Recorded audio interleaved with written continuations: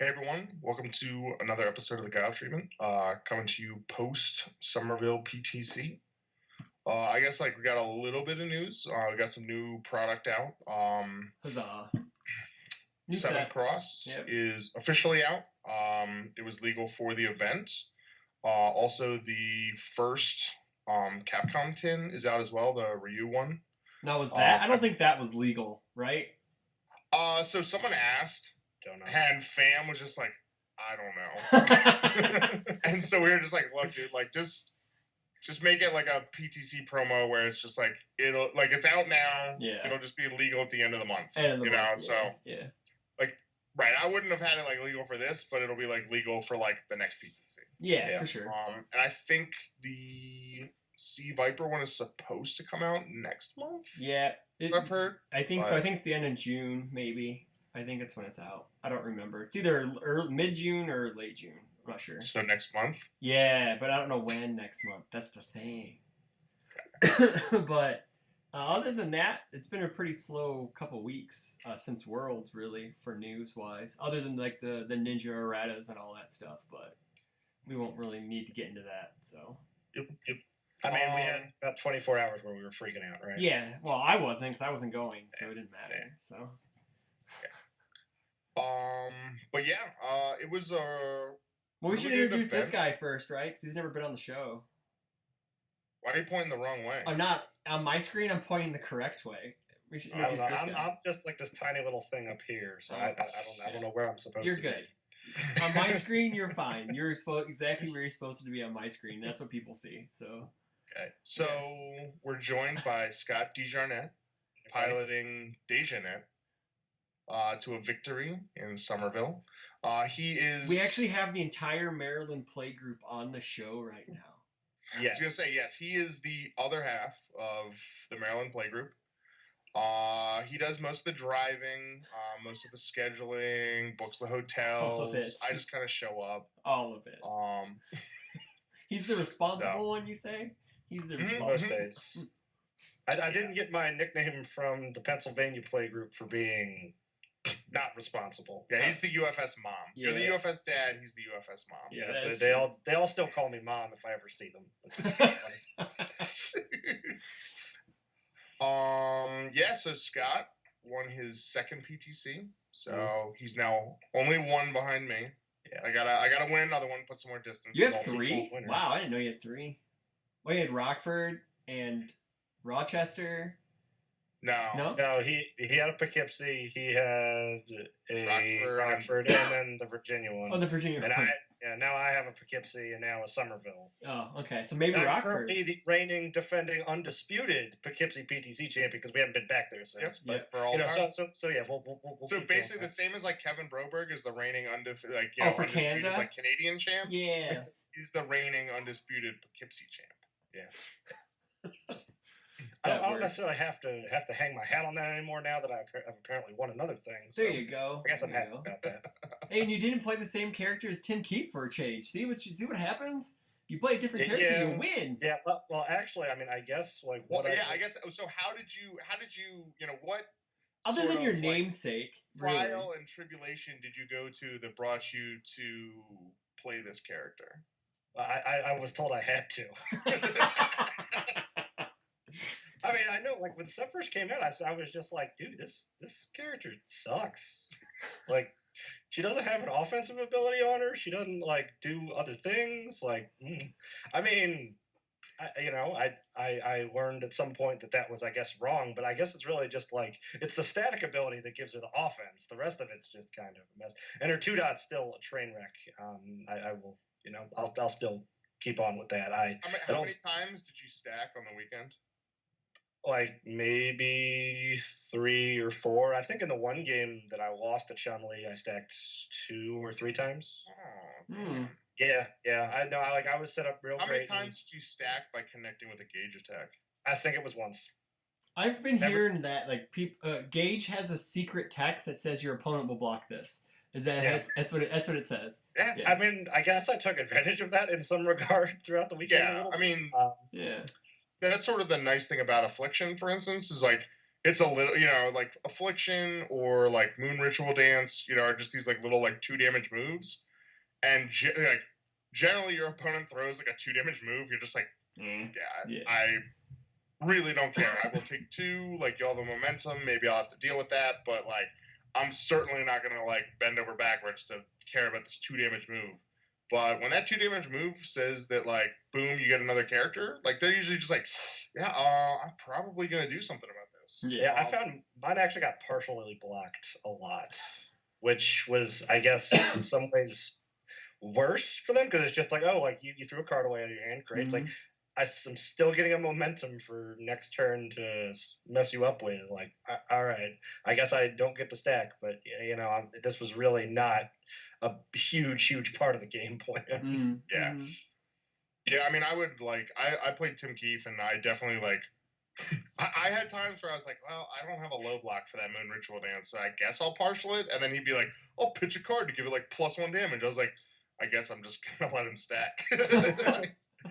Yeah, Selenka seems to be like the biggest one that I was like, even just playing like test games against Fam on Friday night or whatever. I was just like, I really have no interest in letting you get stacked up. Yeah, I mean, Selenka is definitely somebody where when she's not stacked, like she's really like not that big of a deal. Yeah. But man, like she gets that first one and it really snowballs from there. Just because like when she gets one, she can just use Moon Ritual Dance and just be like, so remember how I had like 3 characters? Well, now I have 5 because my character's 3 diff. Like that's I'm the only, like I guess Remy can do it too, but like it's just like, yeah, okay. Why do you get the 3 diff when your character stacking is like awesome, and these other people like get their character stacked and they're like mediocre improvement, and it's all 6 diffs. Yeah. No rhyme or reason. Probably one reason why I don't really care for the set all that much, other than Selenka. So, I mean, that said, like to be honest, this was probably first of all, like, so let's talk about the event. Yeah. The event was big. 36 people than I expected. Do we want to get into the scoreboard first before we move on, or are you going to do the scoreboard last? Do the scoreboard at the end. Okay, cool. So, I mean, even I think like day of, or I guess before, because we picked up so in order to sort of guarantee that we would have the cards for this, we actually called the store in Summerville and ordered a player kit from them, because we weren't sure if anyone from like Rochester or Legendary Wolf or anything would be there, and like you had to have the order in by the time like World, basically like right after World, so everyone was at World, so it was tough to communicate, and we were just like, you know what, like, we'll call the store, we'll just get one from there, we'll pay a little bit extra, but, whatever, we'll definitely have the cards. So we went in there Friday, we picked it up, we talked to, it's Jacob, right? Yeah, Jacob. Yeah. Yes, sir. A lot of names. So we talked to Jacob a bit, he was definitely, like, excited, enjoys the game, seems to have, like, a decent play group going, obviously. And we were sort of, like, asking about, like, how many people he thought it was going to be. We sort of figured, like, we knew there were going to be a couple people coming down from Virginia. We knew we had us, a couple people from Rochester. I think some of the Mississippi guys. So, like, we knew that it was probably, like, 10-ish plus, like, traveling people. But so, like, we figured it was probably just going to end up being, like, in that standard, like, 18 to, like, 23, 24 people. Yeah. And then it turned out it was what, like 36, I think. That's and huge. So like we were like positive it was going to be like a 5-rounder, that it was going to be under 32. And it wasn't. It was 6 rounds. So, that said, I have no idea, which people were local. I know there was like people that came out from Florida. I know that there were obviously a couple people from Atlanta that came up. We saw the return of Piglet. Ben Shoemaker also made the trip. That was cool. I would say one of the big stories, if you will, is there were at least 2 guys that came down from Roanoke, Virginia. And I think that they've definitely been up on like the Discord a bit. I think they may have been on the forums before like they died. Because I remember them talking about it and just being like Roanoke, and like looking at me like, well, Roanoke is a hike. It's a lost colony, so how can you find it? Yeah. Mm-hmm. So, but yeah, they had two guys from Roanoke that both topped. The Chun-Li player and the Grow player were both. Oh, you know what? I think those guys are coming to Rockford because their buddy Justin, I believe. I sell cards to him. Is that like Justin? Like what? Scat? Like I think he was the third Taki, right?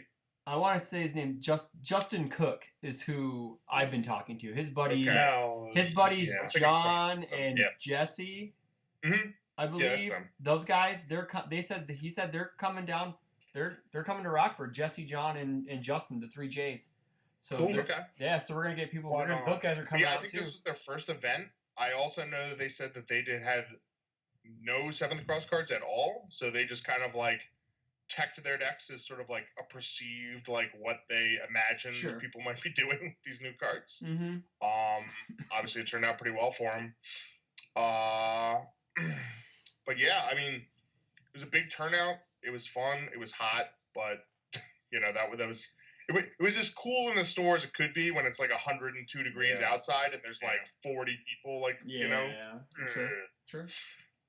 He got like the owner got like free food. He had like this spread. It was just like that's cool, man. Like pastries, like cinnamon rolls, had like a fruit salad spread and everything. And it was just go back, grab a plate, you know, whatever. Like didn't have to pay for it. It was just a toss in. That was awesome. But yeah, I mean, good location, good event. Honestly, I think it was probably the most fun. Like it was the most enjoyable time that I've had playing UFS, I would say, since Rockford in like 2017.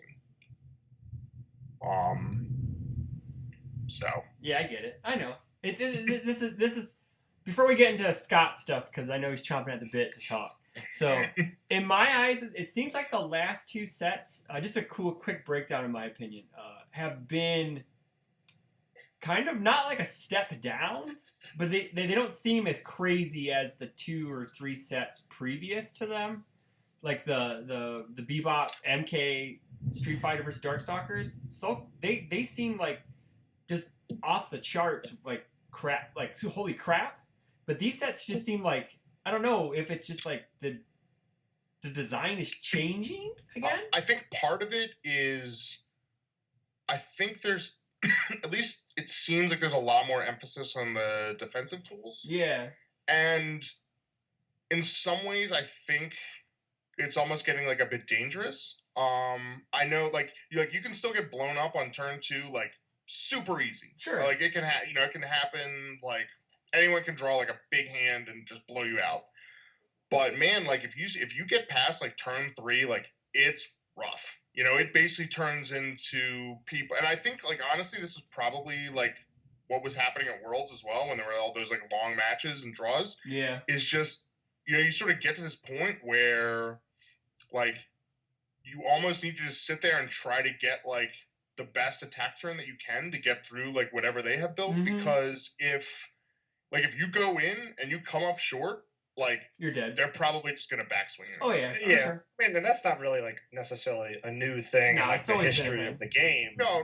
But it's definitely sort of a return, if you will. Yeah. I know like every time there was just like people just staring at each other, like Tim Keefe would just like pop up and be like, I remember. You'd be like, okay, Tim Keefe.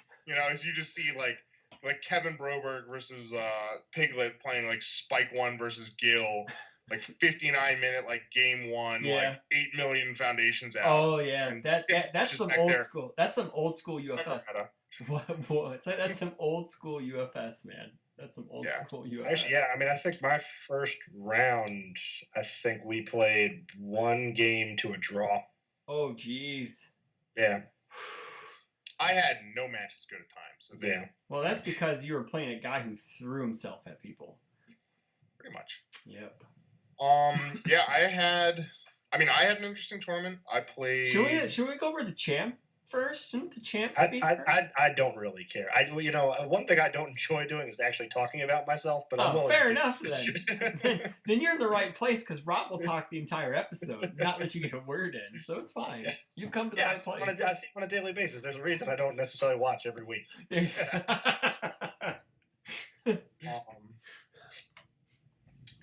Yeah, go ahead. Okay, all right. Well, I mean, I guess I could just go over it round by round on some level. Apparently, I played everybody named Justin at the entire tournament.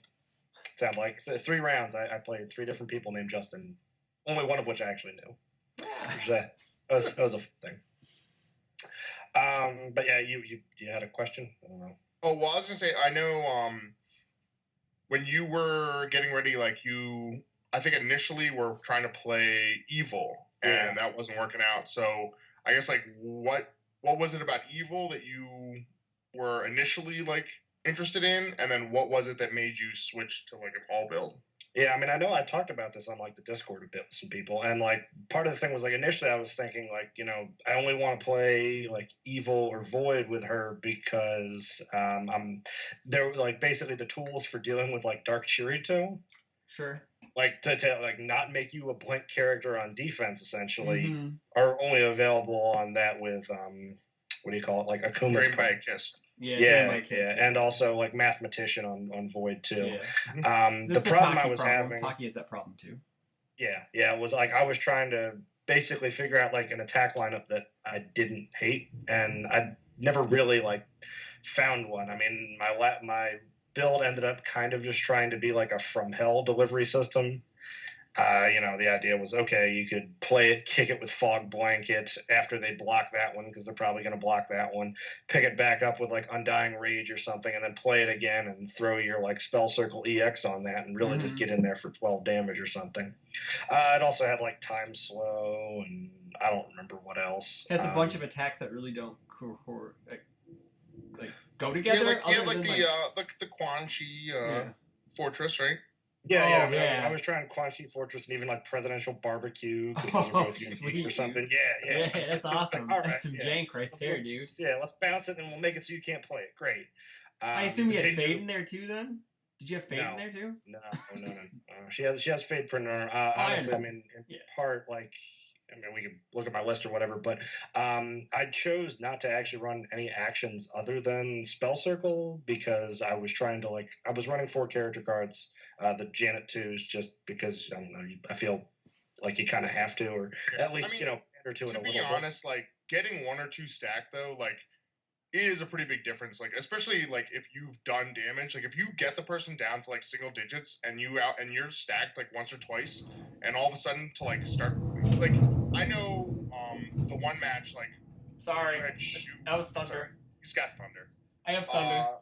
My bad. When you had Shu really low, we were kind of surprised that you didn't stack, because I think he was at like 6, and you had like 3 or 4 momentum, and we're like, dude, like, you can just basically start deleting cards, because if he's picking them up, he's basically like, it's like he can only pick up like 2 cards. Yeah. So, I mean, that was like definitely a mistake on my part. I didn't quite fully fathom or realize like how much he could discard me from. I mean, well, really, I think it was basically like I didn't account for the fact that he was gonna go Shoryuken me. I got you. That was the problem, is that he got that extra discard in at the beginning of the turn. But yeah, I mean, that's the thing. You got to figure, like, if you get like 2 stacks and your opponent's at like 10, I mean, you're just like, yeah, pitch that card. If you want to pick it back up, it's going to cost you 3 life. And then it's like, because it burned. It's burned for every character stack. Right. Yeah. Okay. And I mean, so that was kind of in part why it's like people were, I guess, incentivized to block the few gauge attacks I was running. I didn't actually go too hard on that, in part because, I mean, for the most part, gauge attacks are bad. Like as attacks, they are not good cards. Yeah. There's only a few that you can actually count as being like as good overall cards in a way. Yeah, and most of them are just good torn because he makes them throws. Pretty much. True. Yeah, I mean, and it's like I really like Moon Ritual Dance or whatever, but like that's a 2-check that only really works for like Selinka or something. Yeah, so. Was it her flare is not too bad if you can actually get it to hit for 5 because it will burn, and I guess. I sure died to that. Yeah, I guess you have to have stacked characters for that to actually matter, anyways. But yeah. Like Selinka stuff works fine because Selinka is Selinka. Yeah, that is true. Sorry, Scott. Continue. Okay. But yeah, so I mean, like, I started off with the evil build because I was basically thinking it's like, okay, well, this is the only way to deal with like Dark Chirito, which is kind of like a big meta card. And then as we got closer towards the event, it was just like, well, this isn't really working as far as like a deck otherwise. So I kind of went back to my old standby of all because, well, I know those cards and those cards are good. Yes. And they have telekinetic mastery and things like that. So I basically just kind of slapped together like an all good stuff deck that I didn't actually play test at all until the Friday night before. He basically Nice. just put together his maxi deck. Oh, sure. That was my next question. Is it basically your maxi deck?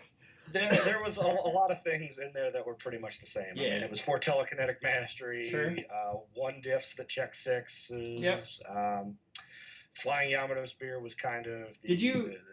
I'm gonna look at your list as you're talking because. Okay. I want. Yeah.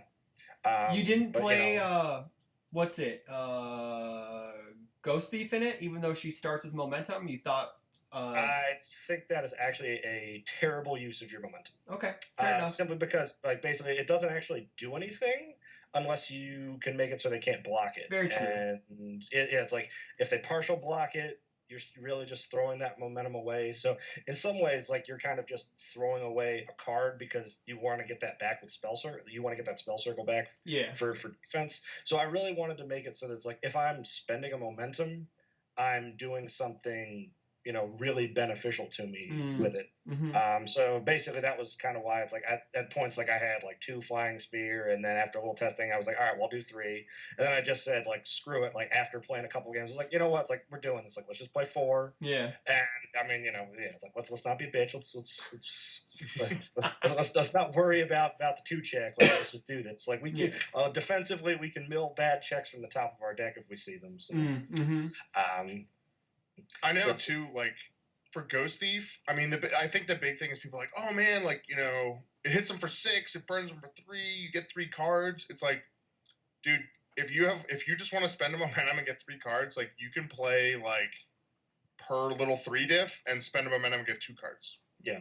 Get guaranteed and threaten a stack, and you didn't have to worry about like, oh, I'm poking, and what if I check a 3 when I'm playing this 5? Yeah, diff? true. You know, True. And if the idea on part is to kind of like bait a block with that, it's like, well, you're kind of doing the same thing. I mean, yes, you're threatening less damage, but you're doing the same thing at a way lesser cost. And it also has, you know, Breaker 1 as a block, and the block's not necessarily as nice. Like, I mean, Ghost Thief's got that +1 high. It's real good in that regard. But like, it's not a great like card necessarily for. I guess I feel like killing people. True. Because and in particular, the sort of thing that's like, even if you're making it to the point, because I know like some people on Discord will talk about this. Where it's like, oh well, you know, you go like a not over yet, or you're like splat into a Ghost Thief or something. It's like, even if you can make it land at the end of a string and be like, oh, well, I'm getting that extra 3 damage, and oh, I get to draw 3 cards. It's like, that's the end of your string. Like, you're not playing. You're not playing anything cards. else. Like what value are you actually getting here? It's like, unless you use them earlier in the turn, like you're not really getting proper value out of this. I ended up cutting it completely. I actually added Affliction into my Cassie deck because hey, I get to sculpt the top cards in my deck, and I can build 1, draw 2 off of that pretty easy. I mean, that's true. I mean, well, shoot. I mean, if you're Cassie, you look at the top 3 and arrange them however you want. So like, you can name the card. Oh yeah, no, for sure. Like you're able to grab all 3 of those cards eventually with her ability and Affliction for the most part. Yeah, I mean, she can make it big enough and scary enough just on her own. Like, I mean, you know, like you put 2 or 3 damage on it, and you know that's in part what like some of my foundation base was trying to do. It's like I was running static buildup and Croyd's Bloodline because like the idea in part is like, well, I do need some damage output to make some of these things bigger and scarier. But the plan is in part, it's like, well, I'm gonna put some of these attacks out here, and if you block them, great. If you don't block them, oh god, I gotta add that into Cassie too. Initiate launch is so fucking good. Yeah, that's actually really good with like a lot of the lineup has. I mean, you've got Nutcracker, you've got Affliction, it's got Gauge, it has Breaker. You know, if you're being stunned, it's just another thing they gave all to just, you know, completely neuter stun. Oh man, you can also play that on reversals too. Yep, that's cool. I did that on. Man, that card is really good. That card may be like the Wandering Pirate of the set. Yeah, I mean, that's a nice little hot 1X. I was running 3 Wandering Pirate because I absolutely loved the having more foundations, Yeah. out of more staging area.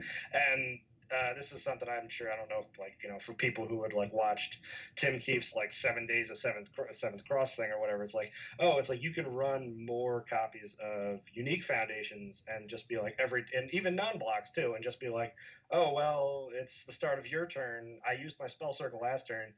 I couldn't play this card, but let's turn it into momentum by just throwing it away or transmuting it into the remove from game zone. Wherever it came from, wherever spell circle needs to come from. Yeah. Yeah.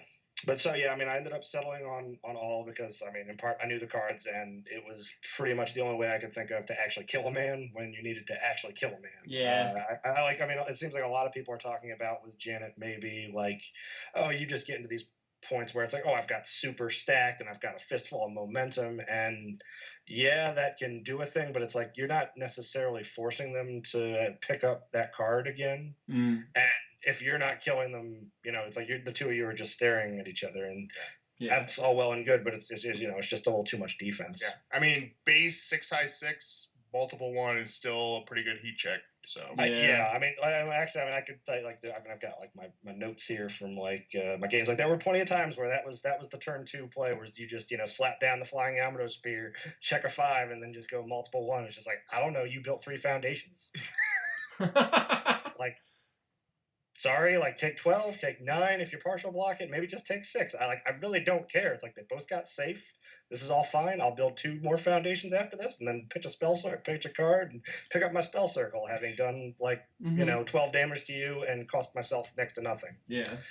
And be just as strong. Yeah, I mean, and especially if they didn't block the first one, then you have 2 momentum. So yeah. I mean, and it's hard to do. And that's the thing. Is like if I also have out like static buildup, they're a little bit faster. If you block one, the next one's going to be a little bit more damage too. Sure. So there's a lot of little things in there. Did you ever yell "damn it, Janet" at all during the entire weekend? Because I would do that. I would have to. No. I did pop off a little bit when they announced top 8 or whatever, because I was pretty excited, because I in part I really was not expecting to necessarily do well with this character, in all honesty. Yeah. Like, I mean, I guess I had fate on my side for my namesake or whatever. I was wearing, actually it's in the picture, I was wearing my little T-Rex with his gopher grabber thing that says unstoppable, and I didn't lose a match all day. He was 402 and wow. on top. Yeah, it was kind of interesting, because I mean, I looked at the final standings and saw that like my strength of schedule throughout the 6 rounds was kind of like the weakest out of like everybody in top 8. I did end up playing what seemed like a decent amount of new people, or newer people. You can't help that though. So no. I mean, like in part it did feel a little like I feel like maybe it was like my round 3 opponent was just like, all right, well, I'm a little surprised that you're up here like a higher table, but like I guess if you've been doing well, that's great. Yeah. So it just kind of was what it was. So yeah, I mean, like in part, I do feel like maybe I was getting by a little bit on smoke and mirrors. But hey, I mean, it worked. And I guess, in finals, Shu punted harder than you did. So really? Yeah. Oh yeah, it was a slop fest, dude. Yeah, well, basically the last game, I went in for a bit and took him to like 4, and like Rob was saying earlier, it was like I had planned initially to be like, all right, well, maybe I'll get the character stack on, and I thought I was going to like lead with the turn, but then I played an attack instead. And then at the end of the string, after I had hit him with like 3 or 4 attacks, like not that anything was necessarily threatening lethal at the time, but like I ended up with like 4 momentum after like the turn. It was like, okay, well, I was like completely untapped for the most part, and he was pretty much in a position, I was in deadlock to just shred my hand for the most part. I thought I was basically going to be able to have like 1 block, and that's why I didn't actually just hard stack a Janet on a 10 and not even give a shit, because like I had nothing, like other than like 2 copies of High Seas Adventures that was sitting out there. It's like nothing was going to help me. It just didn't matter. But I didn't. Like I held on to it thinking I was going to be like, you know what, I can like block one of his like Congos or something. It'll be okay. Well, he ended up discarding my whole hand. But then it got down to the point where he had like 2 or 3 things in the pool. He forgot to like pump a damage on one Congo or something before he like he had quit one the in the card. pool, and he could have used like the one diff, like what was it? Well, I don't know, the Akuma one that's like commit for +1/+1. Yeah, lightened by defeat. Yeah, and basically that would have taken Scott, like the 1 damage would have left Scott at 5 instead of 6, which is exactly what he needed. right? And then he had rough. a Dohatsu, and he was obviously in desperation, so he could have played it on a 5. And so even if Scott made him like pick it back up and try it again, like he was basically like safe. Yeah. But he forgot to give it the +1 before he did the powerful, and Scott still had a high C's. Yep. And so then he was like trying to figure out like how he's gonna make up the damage, and then he just like vapor locked and played another Congo on a 7, checked a 5, had to like commit too much stuff, and well, I don't think it actually mattered at that point. Basically, it's no, like at that point it didn't matter. If he played like the Dohatsu or whatever, like on a, like to deal 5 damage, basically, I would have just flashed that one and been like whatever, and then I'm gonna one. Basically would have needed to play like he had the only other attack he had in his hand, I believe, was another copy of Congo, which he would have been playing on like an 8 or a 9, and basically like he just instead was just like playing this Congo on I think a 7, and he was just checking 4 checks, attacks, and like I made him play it like 3 or 4 times, and he had basically tapped himself down to the point where he had, I believe, was his character, like Akuma, and like the +1/+1 like foundation left, and he played it like one more final time. And then he checked a 4, and it was just like, well, I can't even pass this. So he actually, I mean, he like at that point, he was pretty salty with himself. Mm-hmm. So like I don't even think we ended up playing out the last turn because I had actually earlier in the turn, like I was just passing for the most part. It didn't really have anything to do. But I had a not over until you die, and I stacked a flying Yamato spear, and we're just jokingly, just like just in case you can't get there. And we were talking about it, and he was just like, I'll get there. It was like. You didn't. It's like it's like so I drew up my hand. It's like I had that one and another one and a spell circle momentum. So it's like he was about to wear 18 regardless. With one tap. So it was kind of a foregone conclusion. That's crazy. Yeah. And even then, like I was convinced that you were screwed when you like. There was like an earlier turn where he had left a Burning with Revenge, and he was so greedy.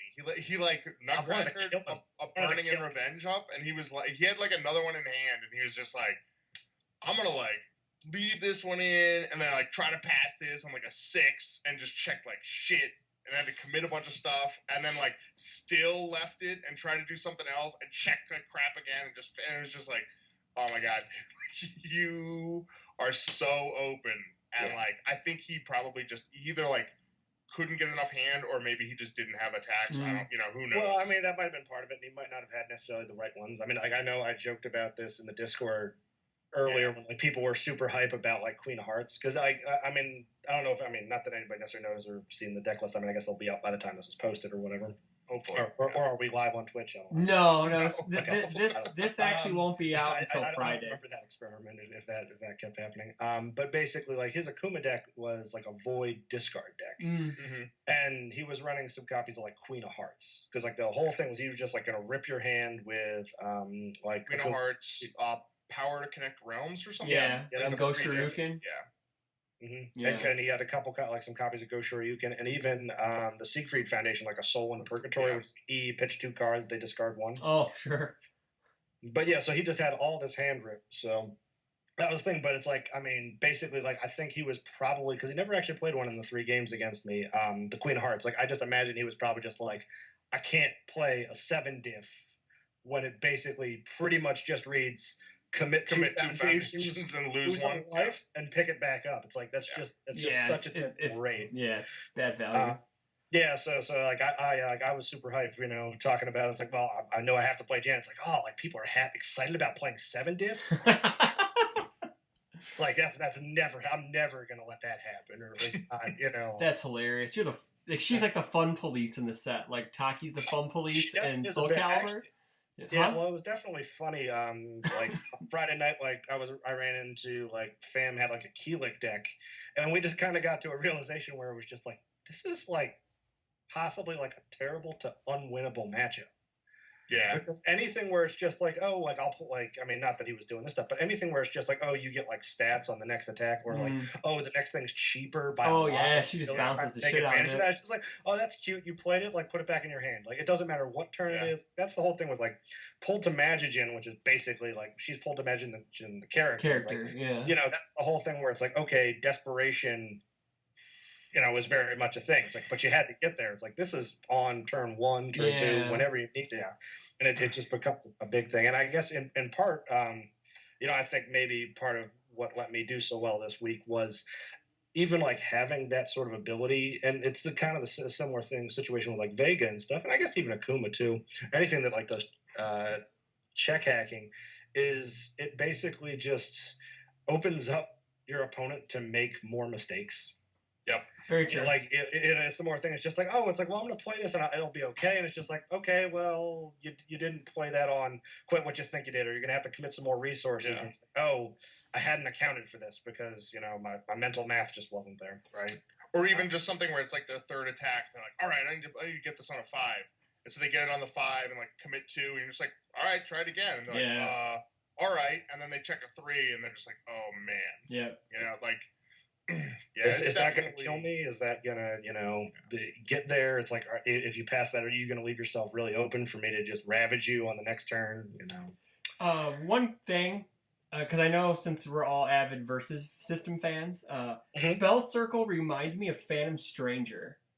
And it always comes back. Because it always comes back, and like you have outlets in your deck to discard it to always get it back. Because like that was his big thing, is that you used things in your resource row to get him back. Like I think you commit two resources to pick him back up. So now you commit characters and you bring them back with like Rockford Eternity and all that. To pay a bunch of discard costs. Yep. So yeah, you use it to pay a bunch of discard costs, and so it's basically you're not netting anything. You're just reusing the same thing over and over again. It's kind of They do the same thing in Final Fantasy where there's a guy you could discard a card to get. You discard something. You tap him to get a backup, a 1-cost backup. Then you can use the pitch to pay for other things. So over like the second turn, he's already paying for himself. So there's a lot of cool things like in different card games that if you're able to break the game, not really the game engine, but you're able to find a way to help you cover the costs. Kind of like how wouldn't Ken dot like Spell Circle? Sure, it's really just turning dead cards into a useful card. Yes, exactly. Okay, there you go. That's a better way to put it. Like, and that's again like the thing they're talking about, like running like multiple copies like of uniques and things that like, well, or non-blocks. Like normally it's like these are dead cards, like you can't just keep having them around. It's like as long as you spend that momentum on something, it's like you're gonna have another use for it. Like maybe it's not a block in your hand, but having them like counterspelling an attack or whatever. Oh yeah, for sure. With Janet. That's worth it. Okay. Yeah, it's definitely worth it. And again, just as Kevin now seems to be taking to on the Discord, talking about Spell Circle privilege. It's like, I haven't thought about that. You know, Kevin loves his review steps. Yes, he does. What is Spell Circle but a review step that gets you a momentum? Yeah, very true. It is. So no, it's really like it was way better than I was expecting. Sure. Throughout the day, like just everything. And like, I mean, I played against it a little bit, and it's definitely a deck where, I mean, I played against like the evil version, and even that, like, it wasn't a deck that was like amazing, it felt like, but it absolutely was just like frustrating, like it was one of those things where it's like, like there's a lot of offense just sort of like, oh man, I checked good, sweet, and it's like, all right, check good again. It just puts it puts pressure on you and just gives you like just more opportunities to be unlucky, basically. Which is cool. Which is a kind of nice way to shut down some decks that or some decks that are just like, well, if I check running 5s, I win, and it's just like, well, you didn't, or it's like like Scott said with Pull the Magigen, like you would. If you were using the desperation effect, you're probably already dead anyways. But in this instance, it's more of like a proactive Pull the Magigen because you can do it before you're in desperation, which is Yeah, I mean, like there were plenty of games where I was, not really even like remotely like as far as like life total in danger of dying, and it was just like, all right, like I managed to make it there, and it's just like I made you have to go through all sorts of hoops throughout the course of the game. Sure. I mean, the thing too is like, I mean, I've certainly played against like Garrett when he would have out like 3 copies of like Pulled Imagination, and you get him into desperation, and you're just like, how am I going to kill this person? Because like, I mean, if Jana has like 3 momentum and like 2 or 3 cards in hand, like if those are like the right blocks, like you're gonna play an attack, she's gonna block it. You're gonna play another attack, she's gonna block it, and then all of a sudden you're just like, all right, well, I got like 2 progressives sitting here, and like whatever. It's like, how many times am I gonna be able to like play this attack? That's not like, even counting if you check bad or not either. It's just like, yeah, try again. Oh, you check bad? Do you want to force it through, or is it turnover? Like, yeah, it's like if you let her, it's just one of those things. Like if you let her get like 3 or 4 momentum, like you're gonna have a pretty bad time. Yeah, so. yeah. Unless you play Dark Chirito. Let's play Dark Chirito. That is. Like I said, that was like I played in rounds the Chun-Li the tops, and basically we ended up drawing. That was actually like my one match that was on stream, which you may or may not have been able to actually see any of this occur at the end of the game. Did not. But basically, so we played game 1. I won that. I don't know. I can check my notes, but it wasn't.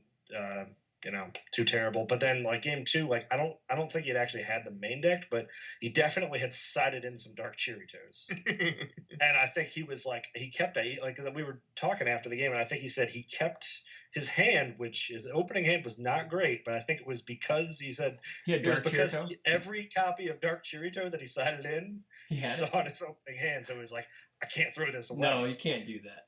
Well, so I was in a commanding lead at this point. Like I was at full life. I think I had stacked at least 2, if not maybe 3 times. I was sitting on like 3 or 4 momentum, but I wasn't necessarily in like the best position, foundation board position as far as like blocking stuff. Sure. And he was 2. So it's like I'm at a point where it's like you can't play anything unless I say so. Until he played a Dark Chirito. And then I promptly died. And so we drew that round, and I immediately got out of Discord and just like, this is what I was afraid of. This is exactly why it's happening. It's happening. Yeah, this is exactly why I said I didn't want to do this. Because my only answer was a card I never even sided in, which was the Symphony of the Deep thing. You got to block reversal and then seal that card. Sure. This is such a mess. Yeah, it is a mess. That's a giant. Yeah, it's like I put it in my sideboard, but I never brought it in. I mean, I didn't actually end up using, I think, probably half of the sideboard. Yeah, Well, considering your character pretty much answers any problem that you really have, honestly, think about it. Yeah. So. No. Like I said, I mean, she does a lot of things, defensively, and even that offensive ability, which is like the offense ability on the 1 dot is kind of sneaky good insofar as just being able to start the game with Spell Circle.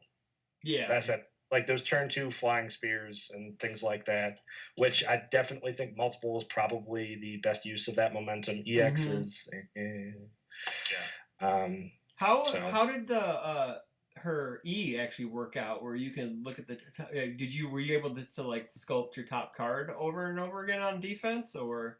Did that actually come in handy? Helped. It just helped get rid of the bad checks. And in some cases, depending, it was just like, well, if I think that I can this is maybe like the end of your attack turn, and it's like I probably wasn't going to block this thing anyway, and maybe it's the end of it. It's like, oh, there's like a Nutcracker on top there. It's like, all right, well, we'll leave that there. We'll leave it there. Yeah. We'll have it for next turn. We'll be a little bit more informed. So it's like it definitely works pretty good. All right, It cool. works way better than I thought. And it worked out for me. Do you think? Okay, so here's a quick question. Mm-hmm. Do you think Nutcracker's still going to be as good as it has been, even though we're getting all these female characters introduced now? We're getting 4 more females, and they're actually very playable.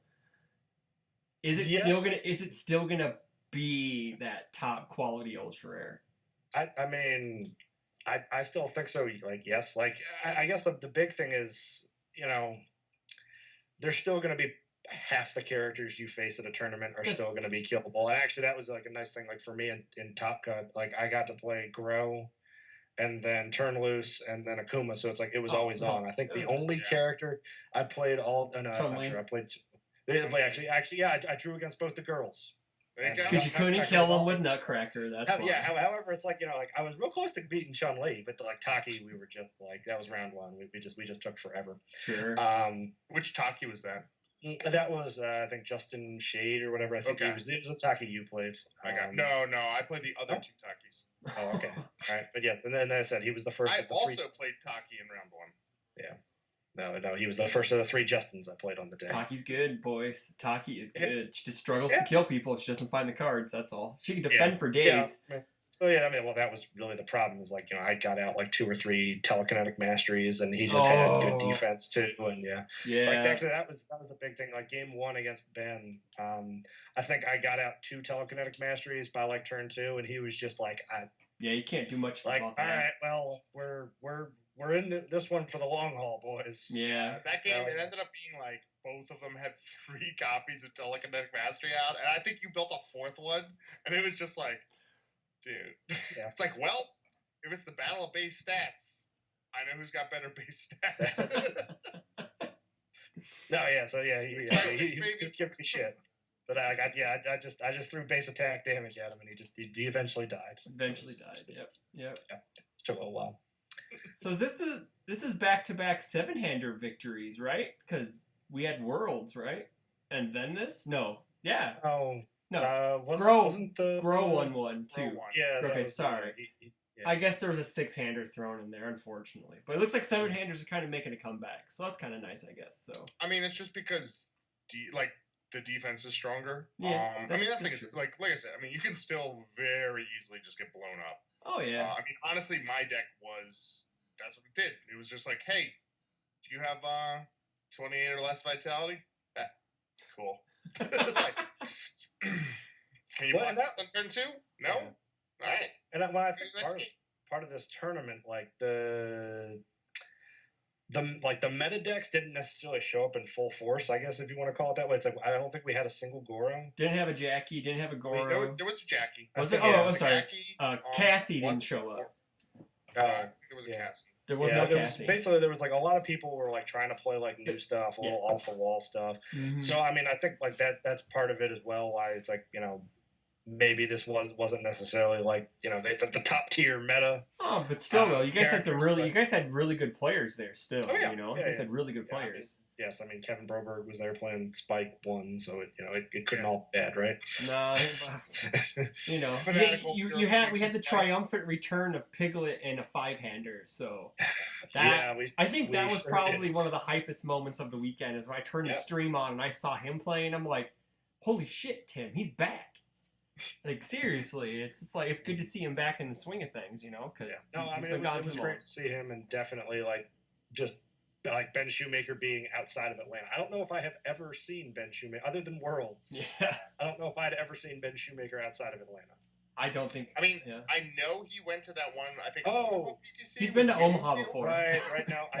That might be the only other one that I can remember. He was in Nashville. That last Nashville. Oh, PTC. The Nashville tournament where we met you guys for the first time. And actually, yes, in terms of like, games where Ben versus me, where punting was involved. I guess this is actually like turnabout's fair play because I think I would have been in Top Cuts had I actually beaten him. I think we were actually playing in for Top Cuts.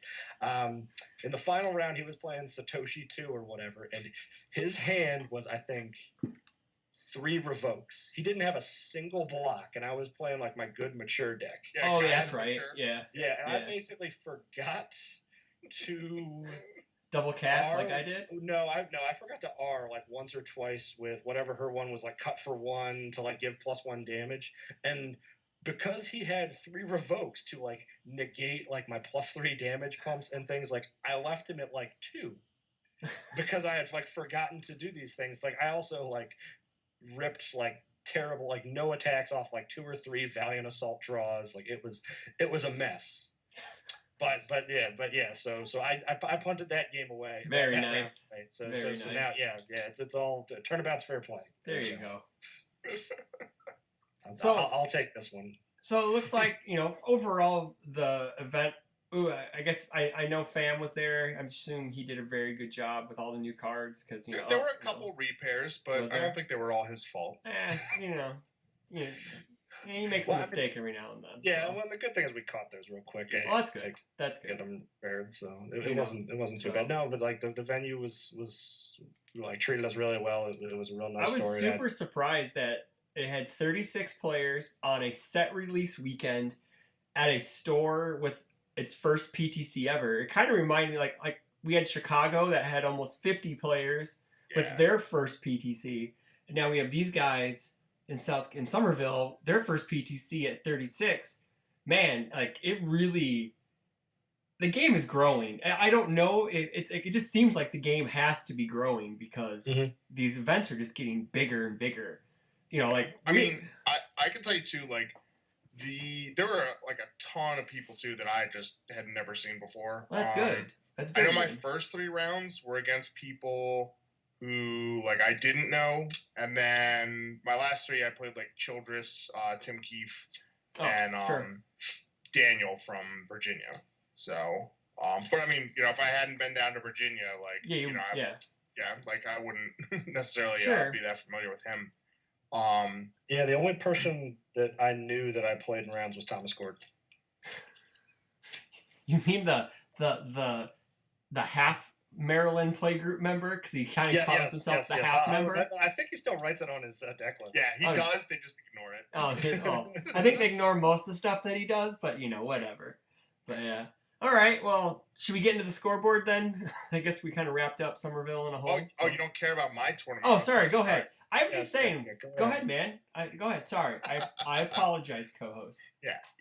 So I played Evil, Torn Loose. I know there'd been like a decent amount of debate over like Evil versus Air, like what's better. I mean, Earth has been mentioned as well, but like that's the least like sexy.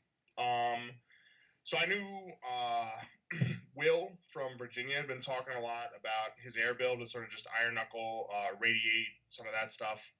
And like that was cool, but it wasn't 28 damage cats cool. So I was like, dude, I'm building this Evil version. And I kind of wanted to play Remulus also, but that deck just is not coming together. So I was like, you know what? I'm going to play the 7-hander. I'm going to catch the shit out of people. And it's great because Enter the Dreamlands hacks block checks. Yes, it does. And called whatever. It's all the same thing. It's called Dreamlands. You start with 4 characters in play, so you just give like -4 to checks, or if you've spent a character, -3. And yeah, I mean that's 3 speed that they're like basically not counting on. So when they play their block and they're like, oh, I just need like a 5. You need a 9, sucker. Oh, you checked a 2 though. Like it's definitely womp womp. Yeah. Expected. There was a little bit like when I first started building it, I thought that you could pump or that you could double by removing one of the character cards, which would have been like nuts against like 7-handers, because if you started with Fallen Angels, confirmed the 5 on top, and then played the cats on a 5, because you had the 4 characters in play, even though it's committed, you could get it up to 10 damage, remove a character to make it 20, and then it's 3 mid for 20, and if you have a Dreamlands, you can basically make it at least, you can basically make it like 6 speed mid, so unless they have like a 0 mid and check a 6, or I guess a 0 mid and check a 5 and tap their character, or I guess like a +1 mid and like check a 6, or like a +1 block and check a 6, whatever. It's like they're dead. So you can't do that because you can't remove attached cards to pay for costs unless the effect specifically references attached cards. Yeah. So that took the strength down a notch, which is fine because honestly, if you could do that, a card's probably getting banned. But yeah, so I went in. I ended up playing Ataki in the first round. I think his name was Chris Miner. I think he was a Summerville player. I'm not 100% sure on that. It was the first Taki I've actually ever played. I immediately regretted reducing my mid-block counts and my speed resets because I was sort of, and someone's like, what's really like, how much speed are you really expecting? And I was like, I don't know. And then I played multiple Takis and Salinka and Oh yeah, buddy. Dude, yeah, boy. I played an Elena. I was just like, dude, every single character I played pump speed. Like, yep, there you go. So basically, like, first game against him, I just walked directly into a securing his destiny. Nice. Like straight up turn 2. I had like something. Wait, you mean demanding submission? Because or is he playing air? No. He's playing air. He's playing. Oh, okay. No, the Sagat one that canceled. Yeah. I thought I was like, wait a minute, she doesn't have those symbols, and I forgot she has air. I had something, and I think I played like a Let's Party, and got a Call the Dreamlands, and I think I like maybe hacked his check so he failed it, and then I had the cats, and I went to give it like plus 8 or 10 or whatever it was. Yeah. And he's just like, I'll cancel it. And I was like, oh, shit. Like, I thought that was Emperor of Muay Thai. Shit. And basically, like, just because I had already sort of, like, committed to, like, the string, and I really didn't have that many foundations anyway, so that kind of, like, put me in a bit of a hole. And he was able to sort of, like, build and get, like, ahead of me, and then had, like, a string of attacks. I think it ended up with the spike multiple, and I just like didn't have like too good. Like I mean, I didn't have any high blocks, so yeah. So I died like the first game, came back the second game, and I think like turn 2'd him that game because he didn't have whatever. Yeah. And then game 3, I was sort of like, all right, gotta have like some good high blocks. I've seen like an ace maneuvers. I've seen like the plasma cannon, and somewhere around like turn 3 or 4. Like, he just threw, like, 3 copies of, like, Swordfish Gunfire.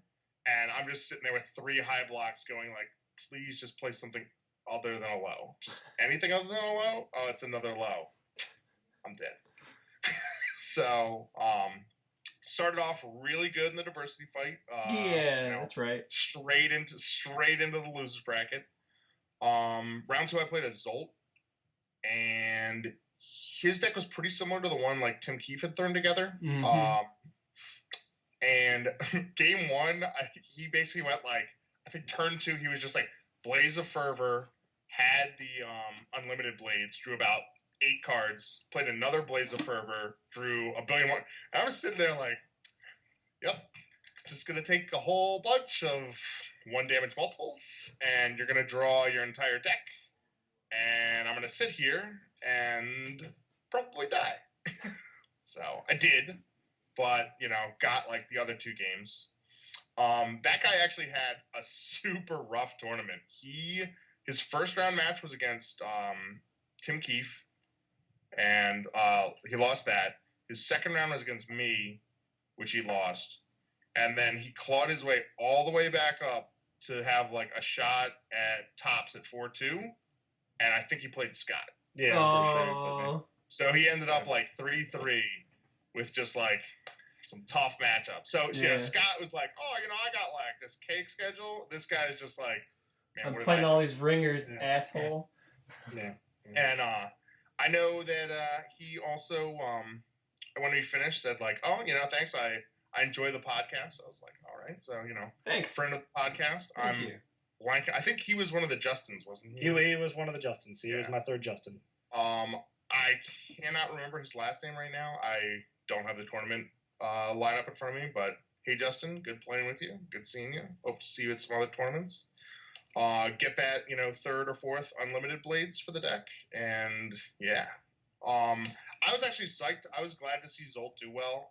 That was a deck I think Thomas wanted us to build for him, and it just didn't happen. But I think he's sort of like a sneaky character. I don't think he's all the way there yet, but Blaze of Fervor is nuts.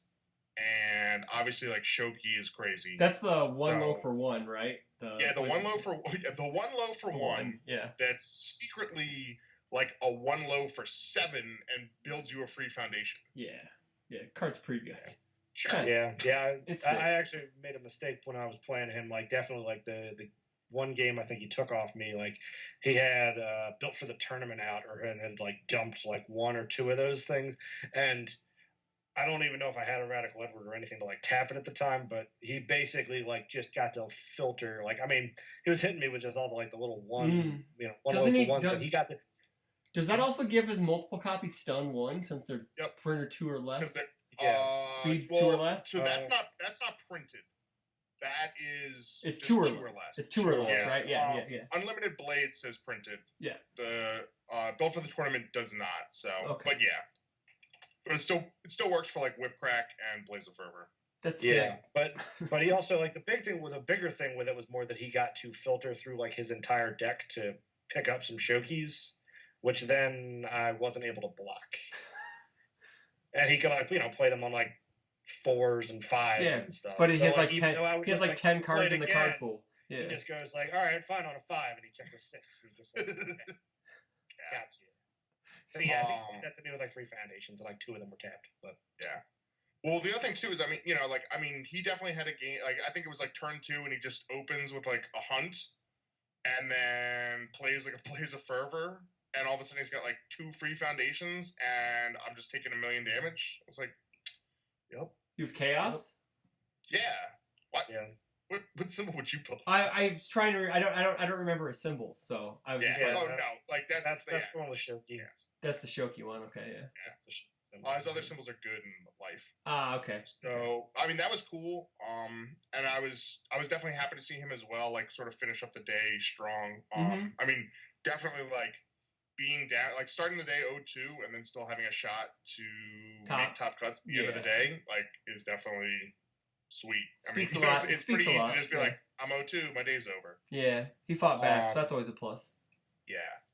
My third round was against an Elena, and I think, I mean, honestly, like, I definitely saw him at some of like the table, like the second table. So basically, I guess tables like 4 through 6, like in either the second to last, or like last round. So I mean, I think everybody who I played on the day ended up like 3-3 or better. So I mean, my tiebreakers were fine. So yeah, he was on, I believe, good. I think some of it, like, he definitely seemed like a new player. I'm not sure which play group he was from. Elena? Yeah. He might have been. Oh, I think that's Anthony Kenny. Yeah, that's Anthony Kenny. He's like Piglet's friend. Okay. He just doesn't actually come out to too much. Okay. Yeah, I remember talking to somebody and they said that he was doing something and then was sort of like, oh yeah, I'll go, like, put a deck together for me. But I know he had some stuff, like, I was able to cancel, like, he tried a reversal with like a SRK that I was able to cancel with Ninja Outcast, just for the momentum, and a few other things. So it definitely didn't seem like he necessarily had like a ton of practice. He probably plays like once a year, once every other year. Yeah, he doesn't play very much. It's one of those things too, where honestly, like, 5-handers like have it a little bit rough against like Torn Loose, just because it's like it makes it easy for him to stack, because like they aren't going to be blocking a ton, and then if he stacks, like, he can just flip your whole, like, especially if you're building like a 5-hander, like, he's going to flip most of your board, like, in a hurry. For sure. So that game, like, was pretty quick. I played Tim Keefe, and we botched away a game that I forgot. Like, he forgot to draw off of a me making him like fail a block with Dreamlands, and I also forgot to have him draw off of that. And then he checked a 6 on a character block to live. And if he had checked a 5 or less, he would have died. We realized that he had forgotten to draw. And Fan was like, oh, well, if you forget to draw, it's just a misdraw, and you get a game warning. And I'm just like, oh, man, I'm okay if he draws that card. It's totally okay No, with no, me. no. Yeah, repair the game state. It's cool. Repair the game it's state, fine. fam. Like, cool. It's Like, fine. we know that is the card that he would have drawn. Yeah. But alas, it was in vain. And I never had another opportunity and lost that one. Got him game 2, and then just kind of I don't know. Like the one thing with my deck is like it would definitely have some weird hands where like if you got like multiple characters in your hand, or you get like a bunch of actions and attacks, Mm-hmm. and you're just like these aren't the right attack. It was just you definitely had like some clumpy draws that you had to sort of like fight your way through. Yeah. And so I got one of those in game 3 against him, and and the thing was is like he builds a lot of face down foundations anyway, and so then you kind of flip him. So like he sort of has like 2 or 3 foundations that aren't blank, and like I just have like a crap hand. So we just kind of like stared at each other for a while until he had like a bunch of attacks, A bunch of iron knuckles to kill you. He gets that like first stack, and then all of a sudden he gets like 3 stacks, and all of a sudden you're getting like these, like the one you talked about, the one where it's like, oh, if this one deals 5, Moonflare. If this deals 5 to you, you're gonna burn for 7. Yeah. And you're like, and if you what? block this, you're gonna eat these like 12 high 13 iron knuckles, and you're gonna die. Yeah.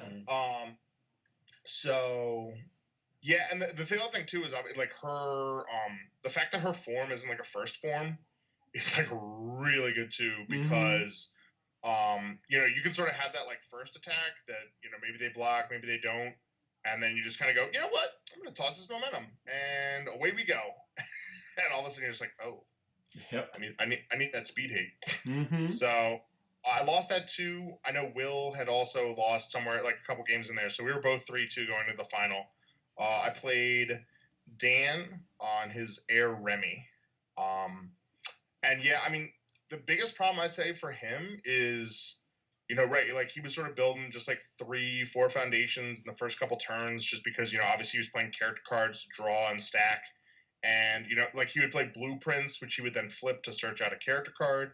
And so he had like a bunch of these like face down foundations. So I would just play Outward Eris and like Netherstorm. Oh. And basically able to debuild him back to just like 1 or 2 foundations for free. And for free. Yeah. Well, I mean, not for free, but I mean, I didn't have to lose. You have to lose life. That's basically free. Yeah. Yeah. Mm-hmm. And it's keeping you at a deadlock. Not that that Remy symbols have a lot of deadlock. Neither of us was really knocking on deadlock. Yeah. But it was more just that it made it really difficult for him to like pass, block any sort of like rings. Sure. I mean, right, blocking. Well, blocking was actually okay because he just gets to block with like +0 mids. Oh, that's true. Yeah. But it was really it really like put a damper in his offense, and especially like a reversal like Netherstorm where like you get stacked and then you have like 2 cards in your card pool to start giving like all his checks like -2, like, and he only has 2 foundations. Like he's not going to be attacking you for very long. Mm-hmm. So, I ended up in a 3-way tie for 8th place with Don Hartfeld from Mississippi, who was also playing Selenka, and Piglet. And honestly, this is probably the only time I'll have anything good to say about diversity, because if it wasn't for diversity, that would have been absolute disaster.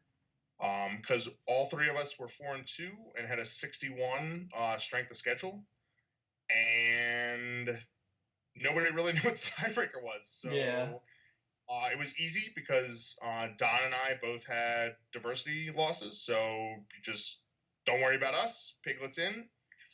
But if not for that, I guess it's a 3-way play-in. I don't know. Like, yeah, it would have been a disaster. So it wasn't. It was easy, and they got on with top cuts. I guess it was a little rough playing like 6 rounds and 3 rounds of top cuts. I mean, I think that probably contributed to some of the like sloppiness, especially in like the finals. Was there a reason why they did everything in one day? Did they have to have it all done in one day? I just kind of kept going. Yeah, I think part of it was they definitely wanted to get top 8 done. Oh yeah. And I think top 8. The big thing was like 3 of them finished pretty quick. Piglet and Kevin's game obviously took a while, and I think sort of the consensus was, okay, well they finished up. Kevin's gonna get like a little bit of food because the rest of us already got food while waiting for him, and then like we'll see. And honestly, I think if anyone had just been like, guys, like this is ridiculous, like let's just Yeah, you do guys this looked took tomorrow, off. like Yeah. that would have like nobody would have objected, but no one said that, and so they just kind of kept going. Well, I the think thing even also- Fam, Fam sort of said like this was Fam was even like I don't know, I you know nobody said anything, so we just kept going, but. You know, I think it definitely would be in the future sort of behoove someone to just be like, guys, let's be reasonable. Let's just. Yeah, I mean, yeah, at least maybe for like finals or whatever. Like, I guess that the big thing as well is like the store was normally open on like Saturday nights until like 11 or 1 o'clock. Oh. So it's like 1 a.m. it wasn't normally like normally like 9 o'clock. Like I'm a store owner, I'm trying to get you guys out of here. I got a life to live, right? It's like Jacob was already normally like, yeah, I have people in here playing D&D or whatever. It's like this is until 1 a.m. So it's like, no, keep going. If the store allows it, man, why not finish it and just then you can sleep in Sunday? There was definitely no pressure to get out. Yeah, but yeah, I don't think it led to optimal. Oh sure. Tops. So well, I mean, it led to a pretty optimal tops for Scott. Yes, it did. It did. All right, so let's get in. So anything else you want to finish up about your tournament? You're done? Cool. Yeah. Awesome. It's good to see that you guys had fun on this weekend. You guys, like, I know that things haven't been the best UFS-wise, like I know in Rob's opinion, and I know, like, Scott has just been playing the same thing as Tim Keefe has lately, so it's just he broke the trend. Somewhat. He got a win. Somewhat, so, but let's get into that scoreboard. So we only got points for, no one got the winners right, obviously. No one got the winner right. Because I don't think faith in me, apparently. No faith. No. These were picked way before I think you probably even chose the deck, but whatever. As I said, I mean, the moment it was shown, I was contractually obligated. So Ashley got the... You're probably going to run this back, right? No. Oh boy. No. So I don't think I could do better. So let's that's also true. Leave it here. I've got to play my thing. We don't need to have a bad result. So Ashley got the attendance score for the guests at 25. Since we had 36, it was close without going over. Barry actually had chosen 36, but we talked him into doing 1. Yes. Just to let you know this. Yeah. No one got the winner right, obviously, and me and Barry both got the diversities. So I'm in first with 7 points. Guests are in second with 6. Barrett and Rob are still at the bottom with 5 points. So we still got a long way to go. Before... I think we're just going to roll this through the end of the year. I think through the end of the year, because we started at the beginning of the year. So Scott, I'm pretty sure Rob has talked to you about how we do picks, but I think I have seen it on one of the shows. Okay, so we pick attendance, close without going over. We each pick 2 winners and the diversity, the actual diversification. And which tournament is this? This is Texas? This is Dallas, Texas. This is June 8th. I believe I had it on my phone. June. It's going to be steamy there. It's going to be steamy and awesome. It is June 8th and 9th in Dallas, Texas at Boardwalk Games. I believe this is also another first-timer PTC. Usually it's in Lubbock, like at Stormcrow, I usually think that's where it's at. Mm-hmm. Yeah, Lubbock is in August, so at Stormcrow. But yeah. Or I think San Antonio's had one. I think they had one last year, I believe, if I remember correctly. Wasn't that was like the one that, I mean, maybe not even last year, but like Fam won. Oh yeah, Fam won that one. Yep. Yeah, that was 2 years ago. Forever ago. Yeah. Then rest is history. But yeah, so Scott, as the guest, you get first pick at attendance. I'm gonna go 22. Ooh, 22.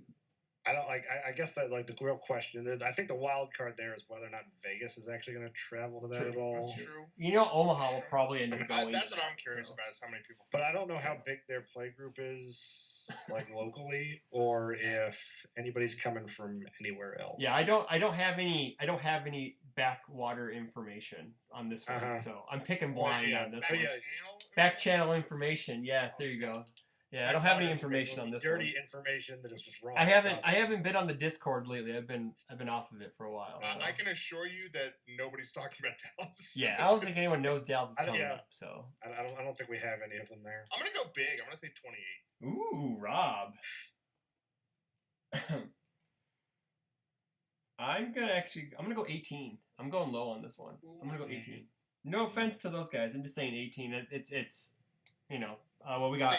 We have Mississippi later in the month, and then we have Rockford and Sacramento in July. So maybe people are gearing up for Rockford and Sacramento in the other one. So Rockford's gonna be a big one. Maybe they're gonna go to Dallas to get some practice in. That's true. I could definitely see Mississippi being pretty big this year. Actually, I do too.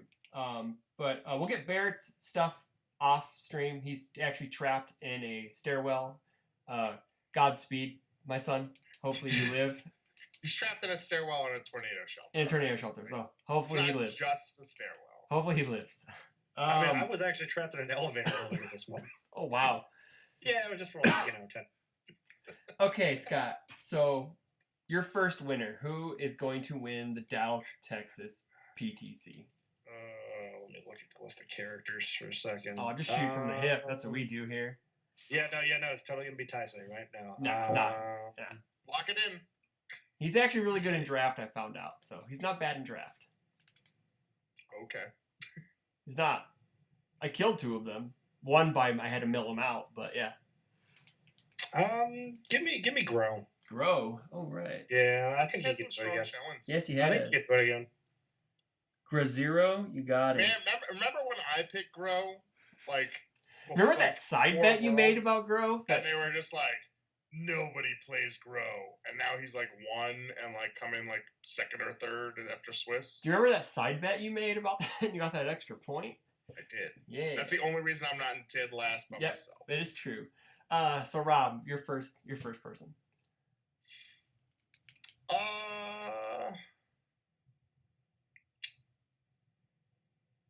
I think I'm gonna stick with Tornless for this. Oh, there we go. I think that he's gonna get there. Like honestly, I think people look at Will's build. Mm-hmm. I mean, I've posted mine, and I'm sure other people are like, it's not like it's a big secret, you know. Oh, for sure. Cats and Dreamlands and Aristocrat and Tornless. Yeah, for sure. I don't know. I think he's good. I don't know. I think he's very strong, and it would not surprise me at all to see him take down an event with some further refinement. So, see, the question is Barrett going? Because if Barrett's going, I'm going to take Cassie. But if he's not going, I don't know who I'm going to pick. I'm still going to pick Cassie. I'm going to pick That's Cassie. such a boring pick. I know. I am boring. If you're going to do a boring pick, you just take a Kuma. No, I'm not taking Kuma. No. Okay. No, I don't take well, you have another pick, right? It's a snake draft. Oh, sure. Going back around. Yeah, I'm going to take Salenka. I think she's going to win one eventually. It's going to be this one. I'll pick 2 C's. Double C's. So is Tim Keefe flying in? No. Is that the no. secret information? No secret information there. I have no secret information among this tournament. Your pick, Robert. Yeah, thinking about it.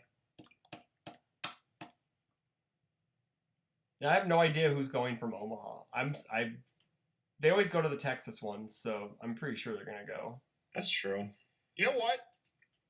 There is no Easter Bunny? Give me Sophidia. Ooh. I think Fanatical Purification Sophidia is a real deck. I don't know if anyone's gonna play it, but I'll take a chance. I would say, yeah, if Omaha's probably gonna go. What do you know what Jake's been playing recently? No, I don't. I don't. That's the one to pick. Yeah, I know, right? You just want to pick JJ, just write JJ's deck? I can just write that, right? No. Or even, maybe Shane will be going. Maybe. 2. Who? Jetta 2. Two, not Jetta 1. There was a Jetta 1. Was he stacking into the second one? I don't know. Maybe I don't know if that was a thing. Like he was definitely trying. I think it was Hayden Scott. I think he was trying to basically make use of like the new If he wasn't like, playing like- Withering Toxin every turn, I don't know what he was doing. Well, he was definitely picking up like reversals that aren't actually reversals for him or for anybody at the time. You know, like when Air Ground Smash is a deadlock reversal, it's like, oh well, but it's I a even reversal bother now. with that. I mean, like even like just Yeah. picking up like False, like Anizio. Azuna or whatever it is, Yeah. like that's good. Like draw Yeah. free card, Yeah. big stats. All right, Scott. How many diversities will there be in your 22-man tournament? I'll just do one. Do one. Just do one. I'm Rob, going to. going two.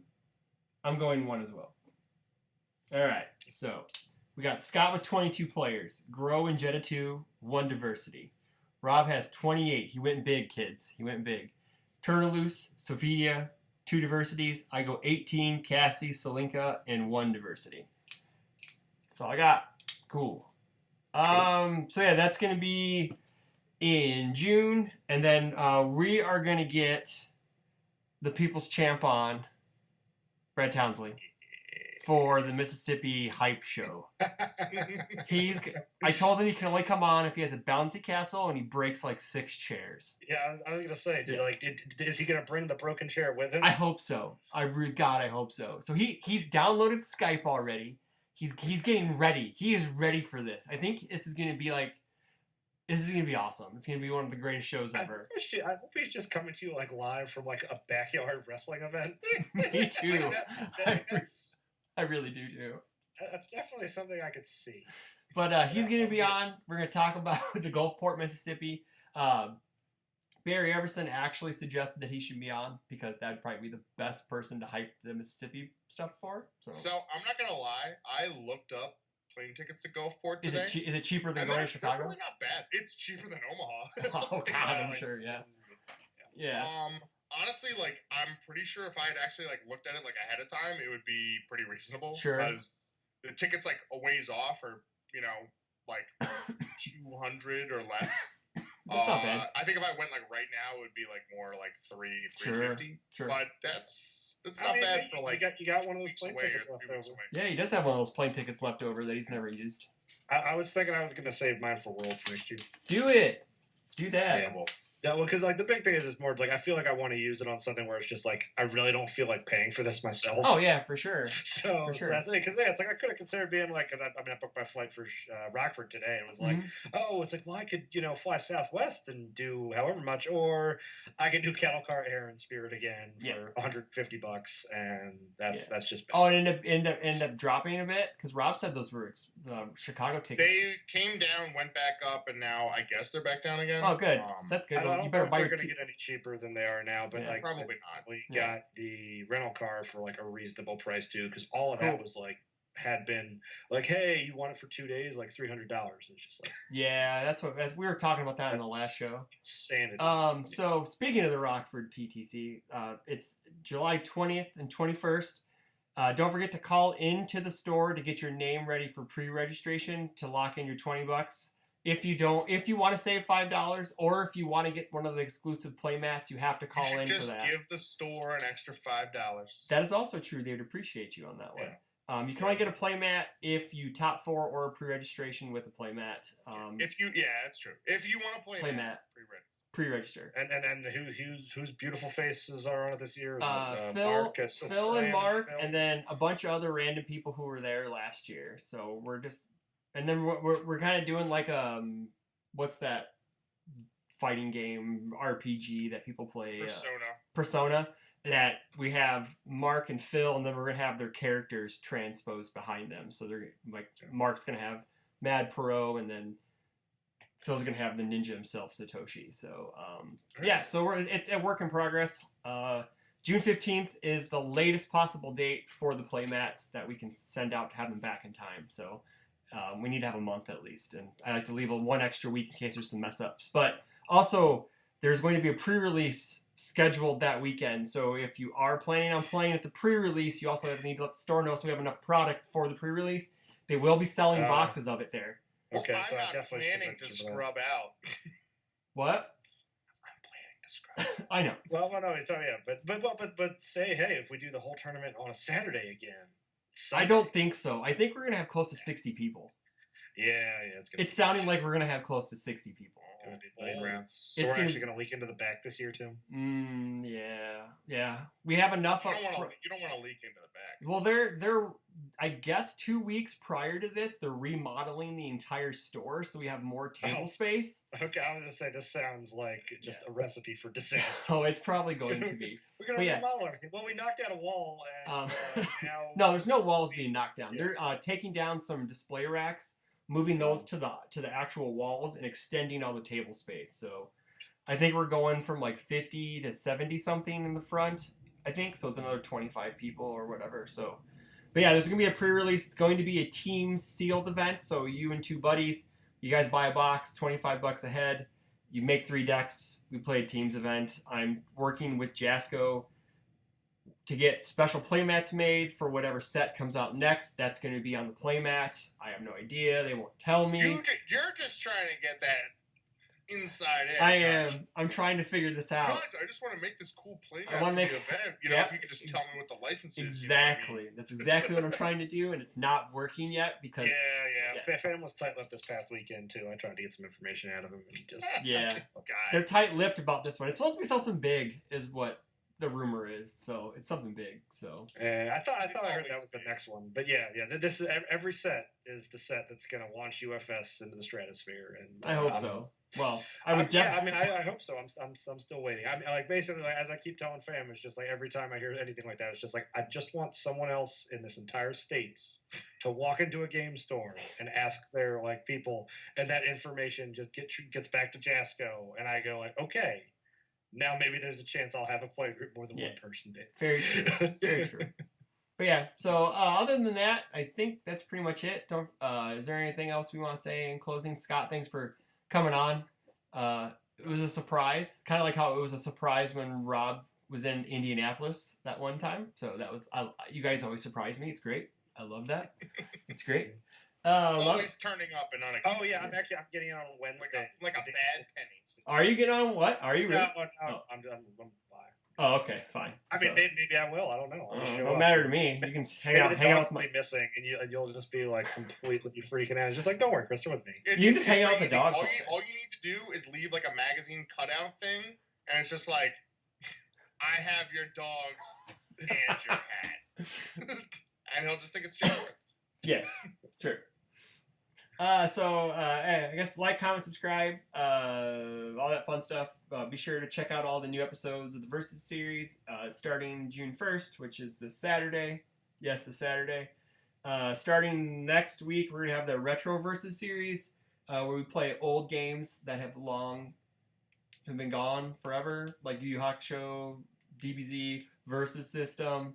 There's some rumors of Initial D. JT wants to bring up some Initial D or Was it Legend an of the... initial D game? I didn't Yeah. even know that thing. Yeah. I mean, I guess that makes sense. It's an Yeah, anime. there's a bunch of different games that he wants to play, like the old Legends of the Five Rings, even though it's still around, doesn't kind of count. But I can bring some cards. I think I might even still have. But yeah, deck. but the big ones are Yu Yu Hakusho, DBZ, and Versus System. I know we may have some Naruto on there too, so whatever. But that's gonna be a once a week type thing. So we're gonna bring you still all the best UFS content out there. So that's all I got for you guys this week. So we'll see you next week, and then I don't know who we're gonna have on because all that fun stuff. So Figure it out. we'll figure it out. So be good to each other, and we'll talk to you guys later. Bye.